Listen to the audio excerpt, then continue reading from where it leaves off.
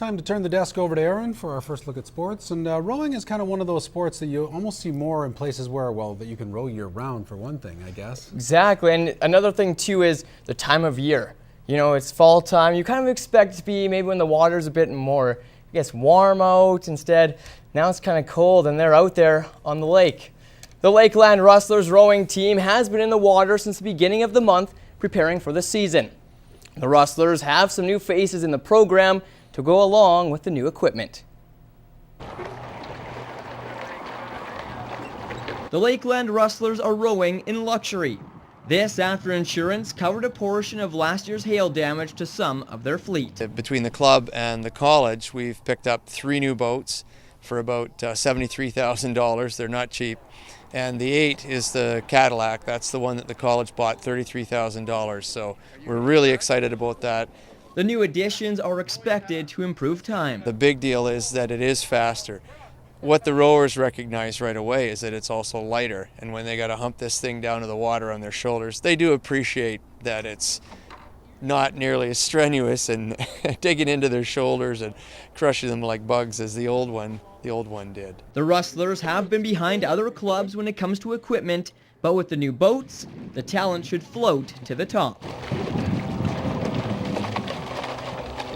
I can't say that it's going to win races for us. You still have to be able to row the boat, but it's certainly, the equipment will not be an excuse, and it should bring us up to par with crews. The gun sounds on the Rustlers season Saturday in Edmonton. Going to be pretty excited to see how we manage to work out here, because there's a bunch of new guys coming up. I'm one of 2 that are returning, so there's a bunch of new guys, so it's going to be pretty exciting to see how we all work together here nicely. They're 3 or 4 kilometers, low stroke rate, and that's very different from the lane racing, which is what the girls won last year in Calgary in October. But we are gearing up for some lane racing this year as well. The Bobcats opened the season with back-to-back 1-goal losses to the Pontiacs, salvaging a single point. The rivalry will reignite tonight as they face off at the Civic.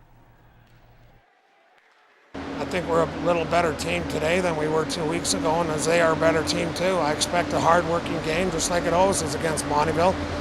The Cats are riding high, coming off an OT home victory last Saturday, while the Ponds coming in on a 1-game losing skid.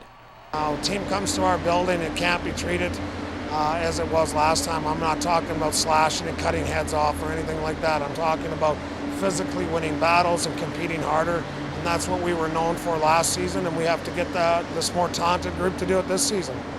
After 2 weeks into the season without anyone wearing a C on their sweater, the Colonel named Tanner Erickson the Orange and Black's new captain. Or rather, we had 3 or 4, 5 or 6 candidates, to be honest. But he's a very quiet captain, and when he speaks, it speaks volumes, and the players, like I said, all respect him, and there's no animosity, there's no I'm better than him. Everybody cares and likes Tanner. The puck drops on the Cats and Ponce at 7:30. Every season, the Barons and Raiders are favorites to battle it out in the league championship. Well, the much-anticipated Border City battle is a bit different this time around, as the Raiders are undefeated while the Barons are winless. It was the Raiders who struck first in this one and kept it coming, leading 21-0 before the Barons got on the board.